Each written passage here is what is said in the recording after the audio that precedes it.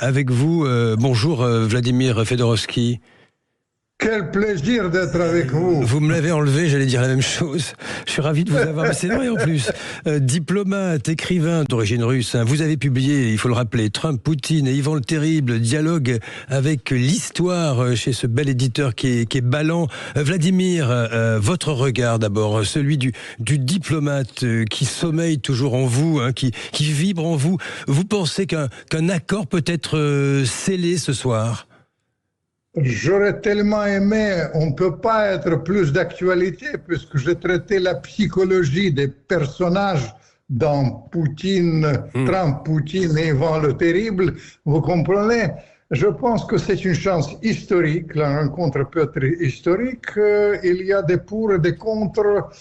Parmi les pour, il y a une affinité psychologique assez évidente entre les deux personnages. Oui, parce qu'en fait, Trump, au fond, on l'a vu, je rappelle quand même les mots de Trump dans le bureau de la Maison-Blanche hier soir, enfin c'était en plein jour à Washington, quand il dit je vais sentir tout de suite si la rencontre va bien se dérouler ou non. Il se tourne, il dit 3-4 minutes, pas plus, il prend la température. Sur Poutine, il fera pas le malin avec moi. Il y a un petit côté, vous savez, ces boxeurs qui vont s'affronter, et pendant ce temps, Moscou, silence radio, et nous avons les images d'un Poutine froid, posé, silencieux. Voilà, ces deux personnalités-là, quelle est la réalité de leur relation, Vladimir Fedorovski? Ils s'apprécient, ils se jaugent, quel est le moteur entre eux? Je pense qu'il y a une réelle affinité entre les deux personnages, une sorte d'estime qui est basée sur le fait que tous les deux sont très pragmatiques. L'un est un homme d'affaires éminent et l'autre est un espion. Simplement la différence que Poutine, vous avez senti ça tout de suite, il est très froid. Il y a un aspect que les gens sous-estiment, c'est que c'est un maître des arts martiaux, un judoka extraordinaire, et lui, il prend des distances.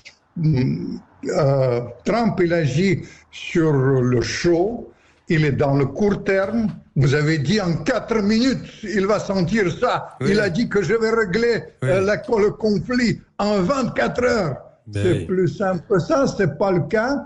La rencontre est assez bien préparée, il ne faut pas se leurrer, mais il y a les handicaps. 2 handicaps sont majeurs. Le premier handicap concerne Trump.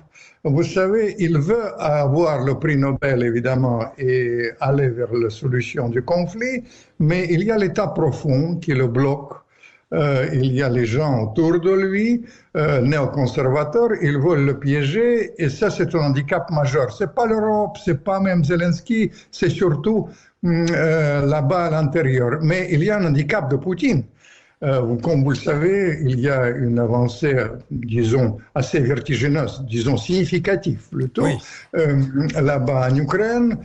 Ça se passe devant nos yeux. Hier, ils ont fait une avancée 2 fois plus que d'habitude, encore une fois aujourd'hui. Tout ça, et l'armée, elle vit là-bas dans une sorte de parfum de victoire. Et si Poutine prive l'armée de victoire, ça peut être un problème pour lui. Ah, du coup, ça peut peser dans sa décision ce soir, ou du moins dans ce qui va se passer entre les deux dirigeants. Vous évoquez les opérations militaires, Vladimir Fedorovski.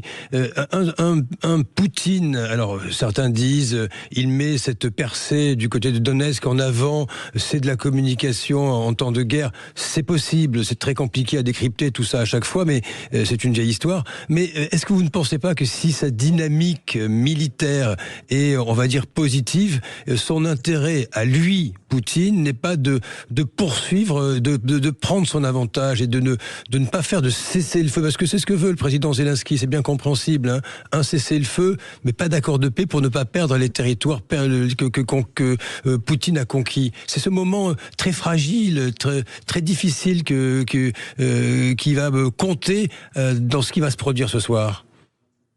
savez, je voudrais corriger le tir surtout à votre antenne.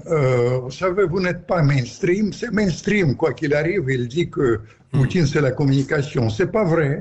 Tout est vu dans l'espace. L'avancée russe là-bas est tout à fait significative. Mais Poutine, il pèse les pour et les contre. Je pense qu'il veut un vrai accord de paix, pas une trêve, pas un cessez-le-feu à la coréenne pour l'armée ukrainienne et arrêter dans la réalité l'offensive. C'est pas comme ça qu'il conçoit les choses. Ils ont bien préparé les choses. Vous savez, il y avait plusieurs rencontres secrètes. Witkoff, c'est la façade, mais il y avait maintenant dans la presse, on parle aussi de rencontres secrètes. Il y a une possibilité de rencontre, mais ça, c'est pas évident. Et l'enjeu est considérable. Dans la réalité, l'enjeu est simple. Oui. Soit on va vers l'escalade vertigineuse, on va vivre le moment le plus dangereux de l'histoire de l'humanité, et on va vers l'apocalypse. À l'arrivée, je pèse mes mots, en vieux diplomate et en fossoyeur de la guerre froide, soit on trouve un modus vivendi difficile. Et vous avez oublié de dire que j'ai de double origine, à la fois russe et ukrainienne. Et ukrainienne. Je pense que ukrainienne, et je tiens à vous dire, vous savez, franchement, 80% de la population ukrainienne exige maintenant, elle est pour la paix. Alors, un peu de respect pour les enfants de tous les côtés, et je pense que le chemin de la paix sera difficile, mais ça vaut la peine de le parcourir. D'essayer. Vous dites, Vladimir Fedorovski, vous rappelez, vous avez évoqué en quelque sorte le 38e parallèle qui sépare des deux Corées, et ça fait une éternité que ça dure, cette histoire. Là, c'est pas la solution qui se dessine. Et vous dites qu'il y a vraiment une part d'inconnu avant cette rencontre. Les deux vont se jauger. Il n'y a pas de... Vous savez, c'est un peu fantasmagorique. On imagine toujours que ça se négocie en amont, que la diplomatie œuvre, et puis au fond, ensuite, les dirigeants font le job de façon publique. Là, il y a une vraie part d'inconnu, Vladimir. C'est une vraie part d'inconnu, mais vous savez, j'ai participé à beaucoup de sommets, j'ai préparé beaucoup de sommets. Tout est préparé à l'avance, mais l'affinité peut jouer un rôle. Vous savez, la diplomatie, je me permettais de vous dire en vieux diplomate, c'est comme les histoires d'amour. Parfois, c'est un regard. Parfois, le courant passe et ne passe pas. L'intérêt bien compris de Trump avec le prix Nobel, mais l'intérêt du monde, dans la réalité, c'est la paix. Et je pense qu'il y a une petite chance pour éviter le pire, pour éviter l'apocalypse. Oui. Et cette chance, il faut le saisir. J'attends ça avec impatience. En conclusion, la question du jour, ça va vous intéresser, Vladimir Fedorovski, Albin Texera. Oui. Quelle était la question du jour sur Sud Radio ? On a demandé à nos auditeurs sur X, le sommet Trump-Poutine va-t-il, selon vous, déboucher sur un accord de paix en Ukraine ? Vous nous répondez, vous pensez à 50% que ça va déboucher sur un accord de paix. 37% d'entre vous disent qu'il n'y aura pas d'accord de paix. Bon, quelques commentaires que je vais citer. Corinne pense qu'il y aura plutôt des signatures d'accords commerciaux, tandis que Pascal dit, je cite, ils savent très bien ce qu'ils font tous les deux. Peut-être que leur but n'est pas la paix immédiate, malgré ce qu'ils disent. Conclusion, Vladimir Fedorovski. Bravo pour les éditeurs de Radio Sud que j'aime, parce que pertinence, c'est vrai. On a oublié, il y a les accords économiques tout à fait étonnants qui sont en route, mais vous savez, formellement, les accords de paix, c'est absolument impossible. Je vais calmer le jeu tout de suite. Oui. Mais en revanche, l'entente peut être possible avec une perspective, évidemment, des contacts futurs avec les Ukrainiens. Trump, il va y insister. Je pense que Poutine va l'accepter. Allez, merci à vous, Vladimir Fedorovski. Je rappelle, Trump, Poutine et Ivan Le Terrible, dialogue avec l'histoire. Merci à vous. Aux éditions Ballant, livre d'actualité. Dans un instant, notre deuxième grand débat face au réchauffement climatique. Quel avenir pour nos logements ? Sud Radio. Sud Radio. Parlons vrai. Parlons vrai. Sud Radio. Parlons vrai. François Aquili. 9h18, notre deuxième grand débat. Il va vous intéresser. D'ailleurs, je vous invite à réagir au 0826 300 300. Nos deux experts sont là. Je vais les présenter dans un court instant. Mais tout de suite, face au réchauffement climatique, Quel avenir pour nos logements? Vous plantez le décor, Albin Texera. Oui, c'est une question évidente, puisque face aux épisodes de canicule, forcément, certains logements deviennent presque invivables. En France, en 2025, plus de 35% des habitations sont considérées comme des bouilloires thermiques. Des logements, concrètement, où la chaleur atteint 30 degrés en journée et 28 degrés la nuit pendant plus de 25 jours par an, obligeant parfois les occupants à chercher refuge ailleurs.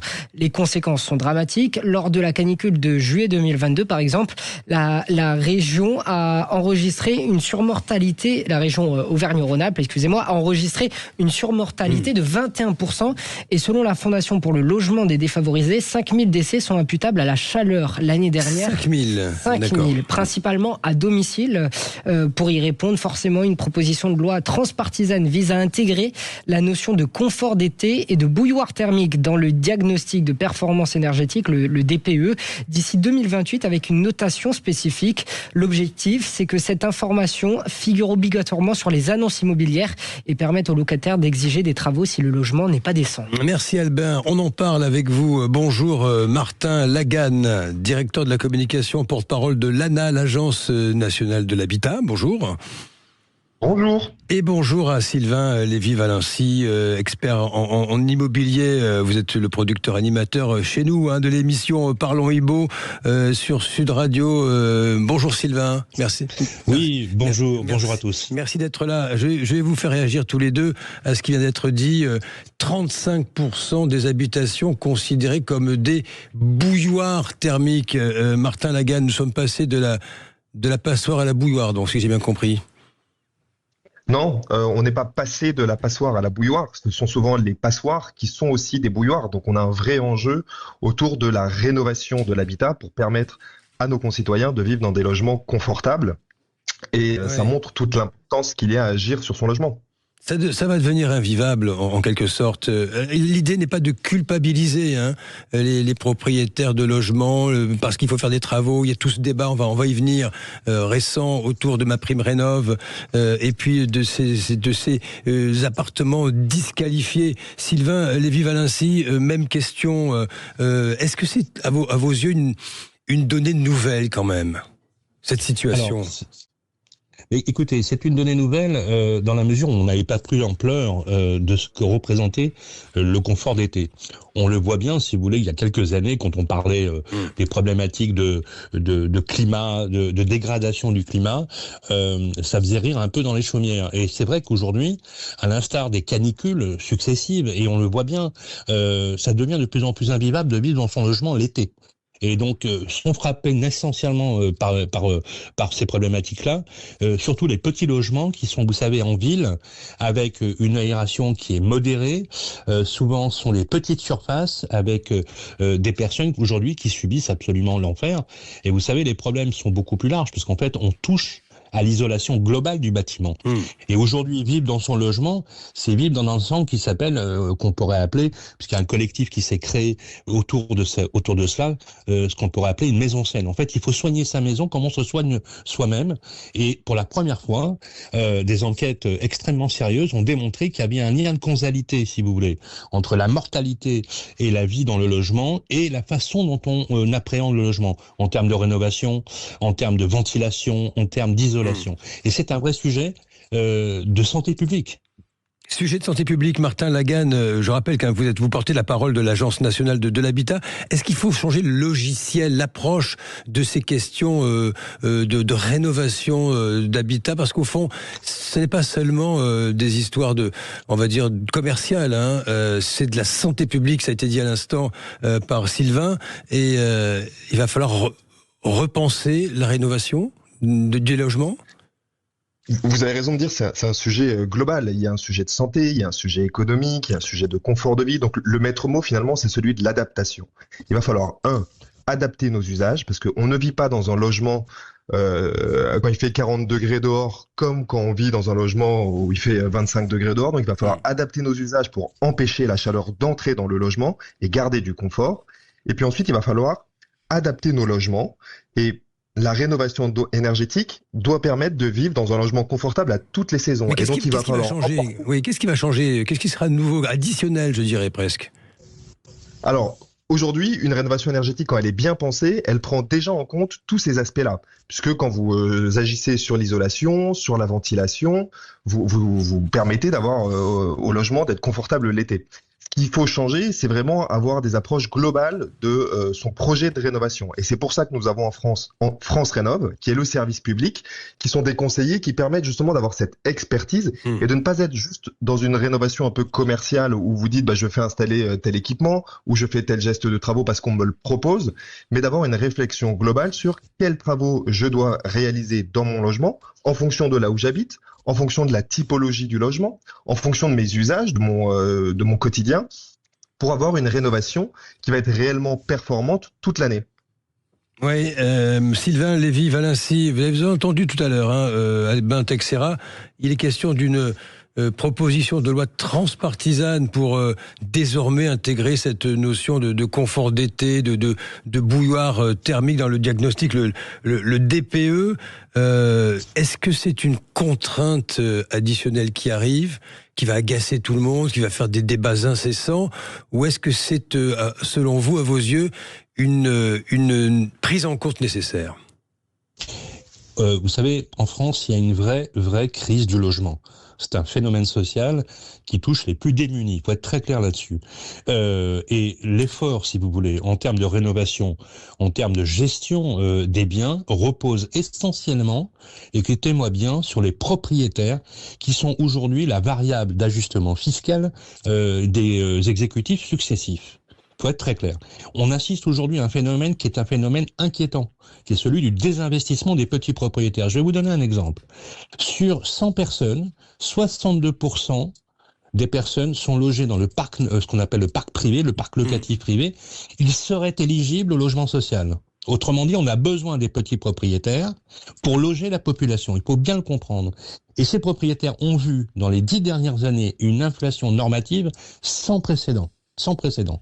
Alors je salue bien sûr la création de l'ANA qui a mis en place des dispositifs d'aide aux petits propriétaires, notamment aux propriétaires les plus démunis, pour pouvoir gérer son logement. Mais le problème est beaucoup plus vaste. Vous parlez d'une loi transpartisane, c'est juste une loi qui s'additionne à une autre, effectivement. Il y a un vrai sujet autour du DPE. Il y a un vrai sujet autour de la pratique même de la profession. C'est loin d'être clair et je peux vous dire qu'en ce moment, le consensus n'y est pas. Pourquoi? Parce que à la fois on lutte contre des problèmes, notamment vous savez les modèles de calcul sur lesquels on n'est jamais d'accord. Et je vais vous donner un exemple très simple. Et les auditeurs le savent. Vous faites 10 DPE sur votre bien, vous avez 10 DPE différents. Mais vous avez raison. Oui, ça change à chaque fois. Et comment vous voulez aborder, si vous voulez sereinement la question du logement dans sa globalité, en intégrant le confort d'été, bien évidemment. Et je vais vous donner une information importante. Vous savez, il y a un délégué interministériel pour la prévention routière, vous le savez. Il y a des milliers de morts chaque année. Eh bien, sachez que la qualité de l'air intérieur dans le bâtiment, et c'est l'Agence nationale de sécurité sanitaire qui l'a démontré. On a établi le lien de causalité entre la mauvaise qualité de l'air et la dégradation de la santé publique. Il y a 5 fois plus de décès avec le logement, comme si on imaginait que le logement était une arme par destination. Oui. Il faut bien se mettre ça en tête. Aujourd'hui, c'est un sujet qui est un sujet majeur dans lequel le gouvernement, au lieu finalement de pondre une loi, devrait plutôt concerter pour essayer de faire en sorte que les petits propriétaires puissent avoir les moyens de rénover. Vous savez, c'est simple. Quand vous êtes un jeune étudiant en ville, vous allez où? Sous les immeubles, dans une petite surface, c'est un cataclysme, ça peut monter jusqu'à 38 degrés. Martin Lagagne, que répondez-vous aux arguments de Sylvain Lévy-Valency? Moi, j'entends les arguments de Sylvain, ils sont audibles, Martin Lagagne, ils sont audibles, ces arguments, bien sûr. Mais il faut rappeler que, jamais autant d'argent n'a été mis par l'État en faveur de la rénovation de l'habitat privé. En 2025, c'est plus de 4 milliards d'euros. Plus de 4 milliards d'euros d'argent public qui vont être distribués aux propriétaires pour leur permettre de faire des travaux, indépendamment du fait qu'ils soient propriétaires occupants ou propriétaires bailleurs. MaPrimeRénov' copropriété a été créée en 2021. Elle est ouverte à tous les propriétaires, qu'ils soient occupants, qu'ils soient bailleurs. Quel que soit leur revenu. Avant, vous aviez une aide à demander par propriétaire avec des critères particuliers. Cette aide, elle a été drastiquement simplifiée. Aujourd'hui, une copropriété, elle a un dossier à monter. L'aide, elle est versée par l'État à la fin des travaux. Elle est distribuée à tous les copropriétaires en fonction des tantièmes. Oui. Martin, Donc beaucoup d'argent a été mis sur la table. Par contre, il faut s'inscrire dans le temps long. Il y a une vraie prise de conscience des copropriétaires. Il faut les accompagner. Mais je crois qu'on a aussi besoin de pouvoir se projeter sur une trajectoire pluriannuelle et de pouvoir se donner du temps plutôt que de toujours vouloir réinventer des nouveaux outils, de nouvelles réformes, des nouvelles aides. Messieurs, donnez-moi une seconde. Martin Laganne, Sylvain Lévy, Valency, 0826 300 300. Nous avons une auditrice qui voudrait intervenir. Ça va vous intéresser dans ce débat qui est important. Hein, ça concerne nos 38 millions de logements. Bonjour à vous, Prisc. Oui, bonjour Jean-François. Vous appelez de Béziers, ou du moins du côté de Béziers, c'est bien ça ? Oui, et vous êtes architecte d'intérieur, vous voulez réagir à ce qui est dit là. Allez-y. Oui, je suis architecte d'intérieur et je suis spécialisée dans le bien-être pour les habitants, dans leur habitat justement. Et ça me tient terriblement à cœur. Le bien-être, il n'est pas seulement dans l'espace qui sont adaptés à eux, bien sûr, mais c'est aussi le ressenti. Et tout ce qu'on peut ressentir, ce ressenti dans une maison. Et donc, ça passe par une bonne isolation, une bonne ventilation. Sylvain en a parlé. Hein, donc ça et ce confort d'été, c'est que moi j'appuie avec mes clients avant de partir sur une optimisation, un agencement chez eux. Je pars en premier sur cette rénovation énergétique et donc ils ont toujours un petit peu de mal à le comprendre parce que c'est de l'argent quelque part qu'ils ont l'impression de perdre. Et j'insiste lourdement parce que moi, comme je suis dans le sud en plus, et quand je leur parle de confort d'été, ils me rigolaient un petit peu au nez au départ. Maintenant, les gens comprennent le confort estival. Ça y est, maintenant, ça commence vraiment à rentrer. Et il y a des matériaux qui sont à les phases de déphasage sur les matériaux à prendre en compte. On a aussi. Il y a des solutions, Prisc, il y en a. Oui.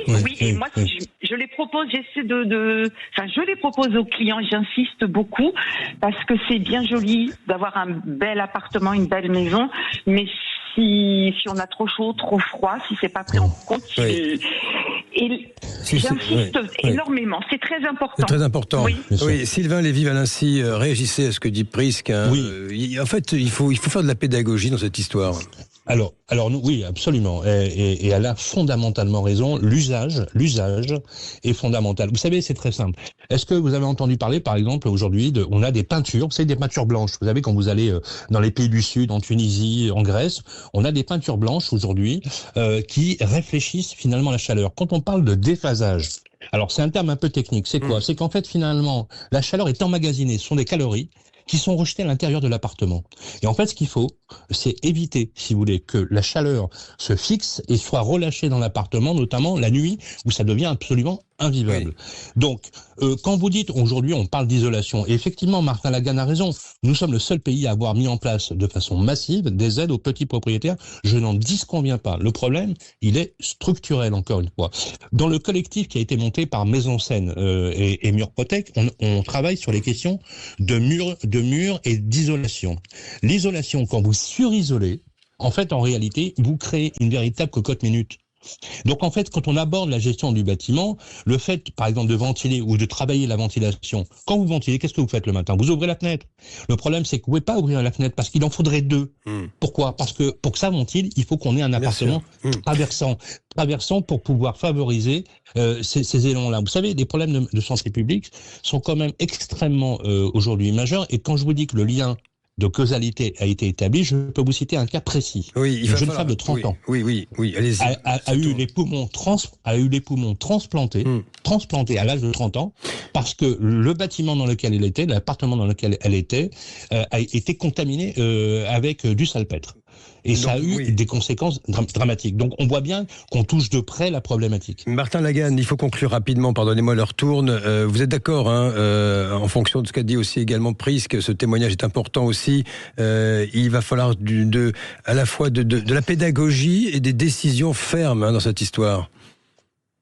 C'est parfaitement résumé. Il va falloir qu'on s'adapte à ce changement climatique et donc adapter nos usages, adapter nos logements, adapter nos villes. Ça va prendre du temps, mais ça nécessite aussi une mobilisation des citoyens, une prise de conscience, de la pédagogie, des émissions comme la vôtre pour rappeler ces messages, rappeler les bons gestes quand les pics climatiques arrivent, de fermer ses volets, bien ventiler son logement la nuit, regarder toutes les solutions qui peuvent permettre de conserver la fraîcheur à l'intérieur de son logement. C'est très efficace, ce sont des gestes simples, gratuits et qui portent leurs effets. Merci messieurs, merci Martin Lagarde. Est-ce que je peux ajouter, non, on n'a plus le temps. Est-ce que je peux ajouter qu'on a l'émission qui va en parler tous les samedis. Ça oui. Voilà. Voilà, à partir du 6 septembre, nous faisons une rentrée 12-13 heures, Parlons Immo. Super. Et chaque semaine, nous donnerons des conseils dans une chronique avec nos amis de Murprotec et le collectif Maison Saine sur comment gérer son logement, comment on gère sa santé.